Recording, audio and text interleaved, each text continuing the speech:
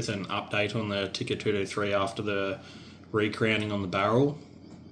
The hand loads that I'd loaded up previously in another video, I don't even know if I did that on a video or not, to test, were actually, according to the manual, they were compressed charges. And what I found while I was out at the range doing this testing for the Recrown was that they'd actually, and I knew this had happened before I took the rounds out to the range, because I actually checked them again with some calipers and found that they were so compressed that they were actually pushing the projectiles back out of the case.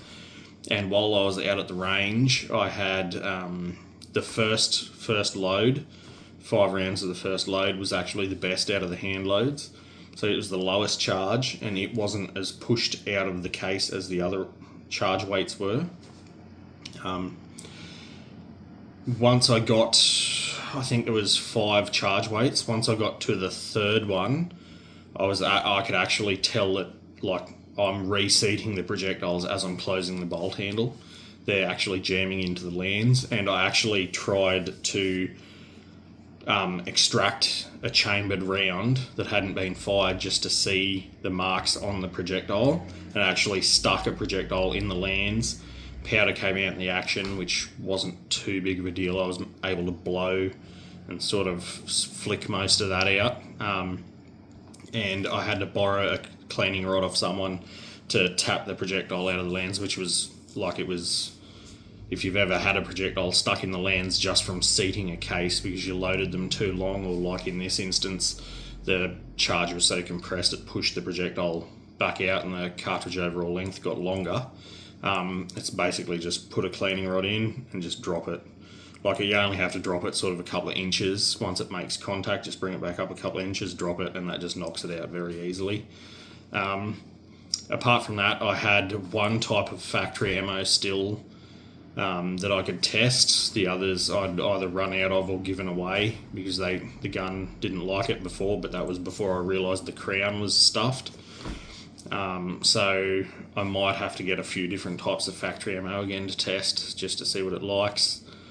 It'll be a while before I can do any hand loading because we're looking at moving from where we are currently. So I've got most of my reloading stuff packed up, as in ready to move. It may be months until we get moved, so I won't be doing any type of hand loading for anything until after we've moved. So everything now with the 223 will be just factory loads if I go out and purchase some factory ammunition to test. The one type of factory ammo that I did still have was the Sierra, I think it's Prairie Enemy or Prairie something. It's a green box. It's the 55 grain Blitz King, and they're a nickel plated case, which I don't like for reloading, so I can't even just buy that and then keep the cases for reloading. You can reload the nickel plated cases, it's just eventually it peels off the case and it scratches the inside of your dies, which you don't want really.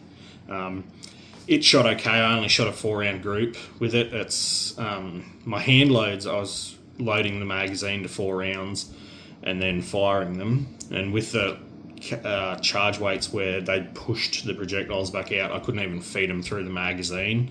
They were too long to feed through the magazine. They'd fit in the magazine, but as soon as you tried to feed them, they'd just jam into the front of the barrel wall before it could even pop up in the magazine to get aligned with the chamber.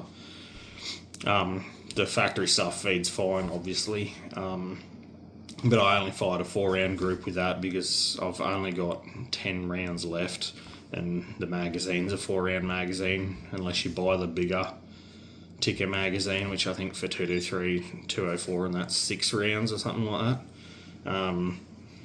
And I pulled one shot out of that, but the other 3 were all just a ragged hull, so it may like that ammo. I could take it out again and test again with what I've got left of it.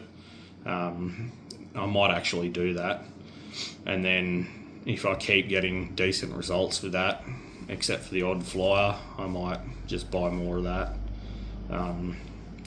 But yeah, that's pretty much the update that I've got. I still haven't taken the 17 down to the gunsmith to get recrowned, and as previously discussed in the last video I made, I'd get it Cerakoted, blasted, or bead blasted back to the specs that Cerakote want, which I think's 100 grit or 120 grit or something like that. Yeah, I still haven't done that. Like I said, that'll be after we've moved. Pretty much everything now is going to be after we move. All my knife sharpening gear and everything's packed up.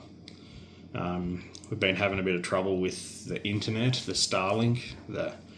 After getting onto them, they said they believe the router and the cable, both the router and the cable, are stuffed. They're sending us replacements for them, which is good. It's covered under warranty, even though it's 2 years or something like that, 2 years old. So yeah, that's good of them. That seems to just drop in and out fairly constantly, so I'm hoping after I edit this I can get this uploaded fairly quickly. Okay, I'll catch you in the next one, but I'm not sure when that'll be. Have a good one.